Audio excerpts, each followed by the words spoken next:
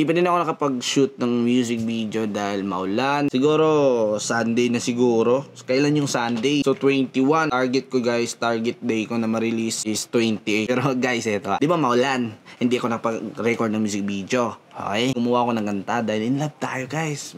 Kaya nakasulat ako ng bago kasi in love tayo. Ito yung beat guys na ginawan ko ng lyrics. Ito yon. Ito yon.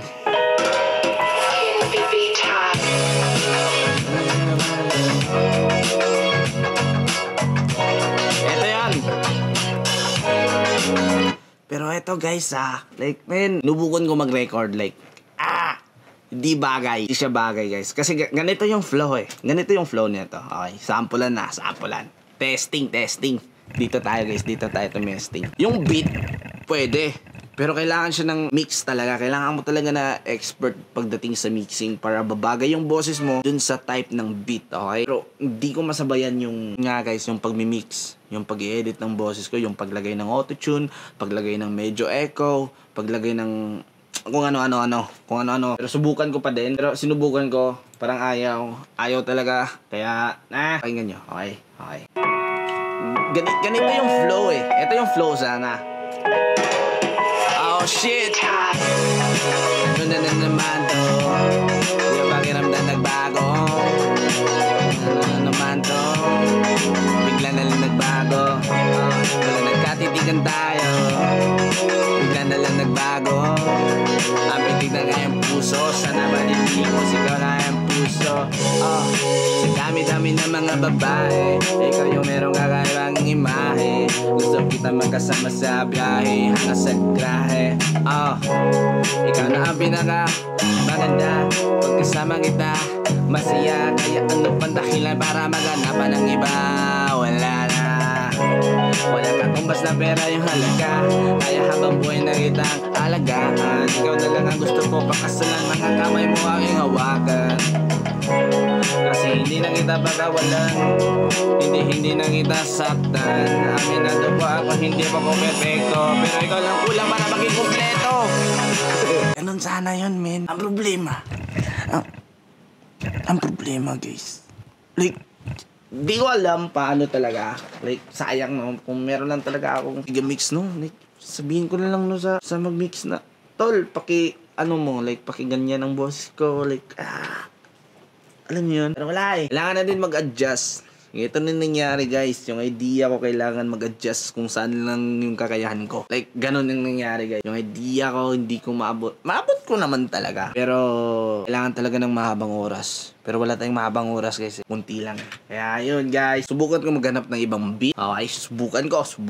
Pero try ko lang i-experiment guys. Baka pwede to. Baka pwede pa. Okay, hindi ko to susukuan, men. Hindi talaga kaya, guys. Like, kailangan talaga siya ng autotune talaga na malupit. Like, kailangan talaga siya ng autotune. Ang problema dito is hindi ako magaling pagdating sa autotune, okay? Hindi ganun ito pag may nag-autotune, sabihin na, pangit yan kasi nag-autotune, pangit boses niyan. Pero hindi guys kahit paglagay ng autotune, talent pa din yun Bakit guys? Kahit naglagay ka pa ng autotune, pag di ka din magaling magpakagat ng autotune, pangit pa din yan pakinggan. Kaya merong mga artist dyan na magaling magpakagat ng autotune, magaling tumimpla ng autotune, magaling tumiming ng autotune, kasi hindi porkit nag-autotune, gaganda na boses mo. Hindi ganon. Kasi kung ganon, tangina, maganda na boses ko.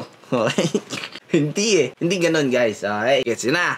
Sinubukan ko na. Hindi talaga. Kaya hanap tayo ng ibang beat. Pero gantong lyrics pa din. Subukan ko na ganitong flow. Kasi itong flow na to guys, nagustuhan ko talaga to Trip ko na tong flow na to Nakahanap na ako ng beat.